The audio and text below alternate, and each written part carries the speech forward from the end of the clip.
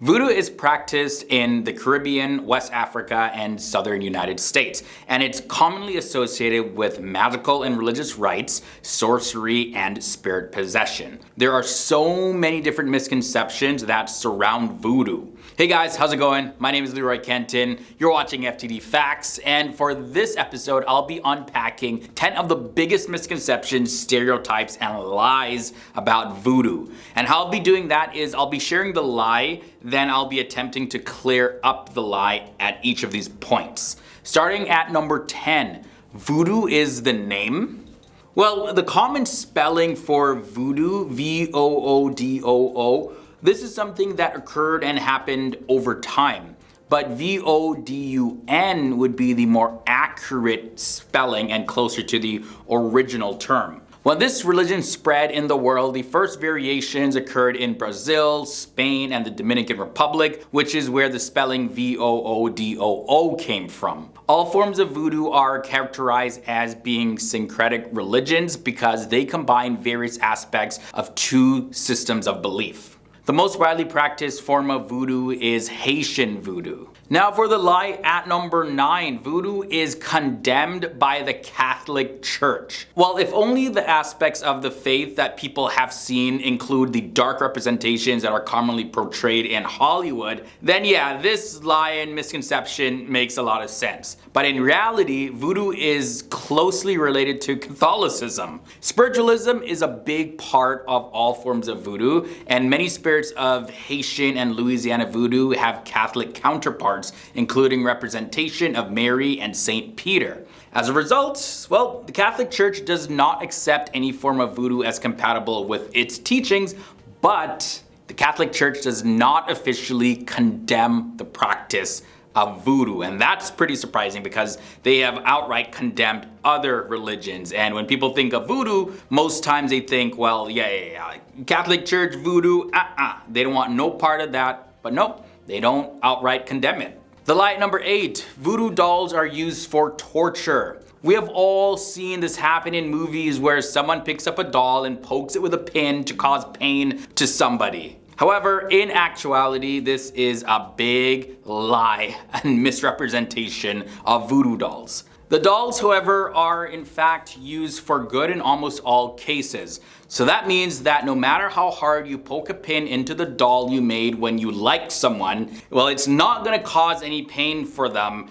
after they maybe have become your ex and broke your heart. So yeah, definitely not like in the movies. The pin is actually used to attach a photograph of the person that the doll represents. And people often attach things like money or flowers to the doll to appeal to the spirits. Moving on to the lie at number 7, black magic. There is actually no line in the voodoo religion that divides the spiritual practices, so there's no difference between white magic or black magic. In the end, it's simply just magic.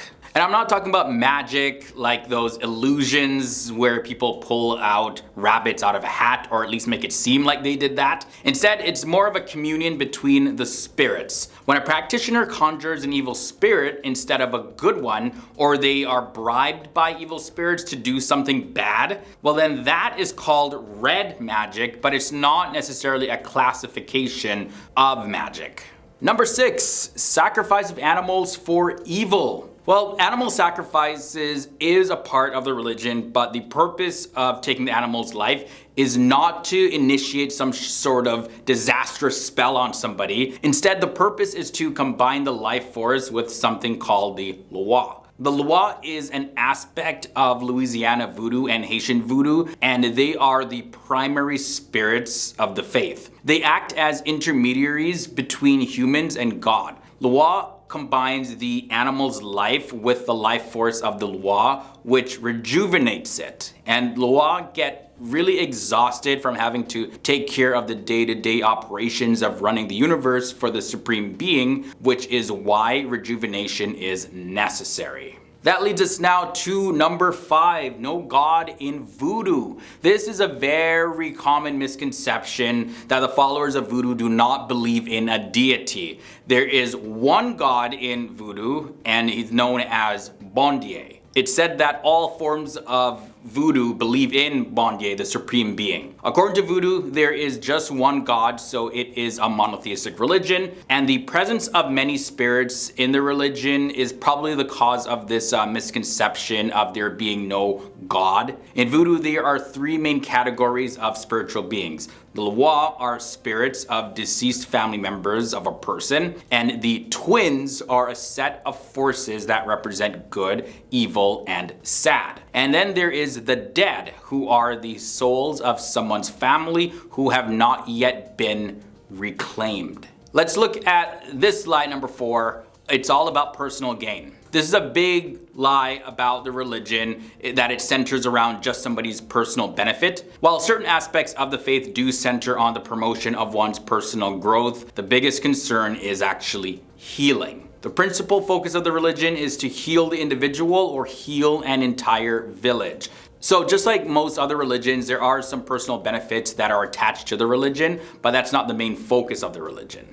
Moving on to number 3, the pact with the devil. Well, Haiti was governed by the French in the 18th century, but a revolution on the island overthrew its oppressors, marking the only time in history that a slave colony revolted and gained independence as a free state. At the time, French propaganda claimed that the Haitians made a pact with the devil to overthrow their oppressors, and this misconception and straight up lie persists to this very day. As a matter of fact, when that devastating earthquake struck Haiti back in 2010, some of you may remember that, American televangelist Pat Robertson, well, he claimed that it was God's retaliation for a pact made with the devil hundreds of years ago. Number 2 leads us to zombies. It's unlikely that anyone believes a voodoo priest or priestess can raise somebody back from the dead. But the concept of zombies arose from a widespread misconception about how voodoo deals with the passing away of someone. The term was first used in the early 19th century in Robert Southey's book,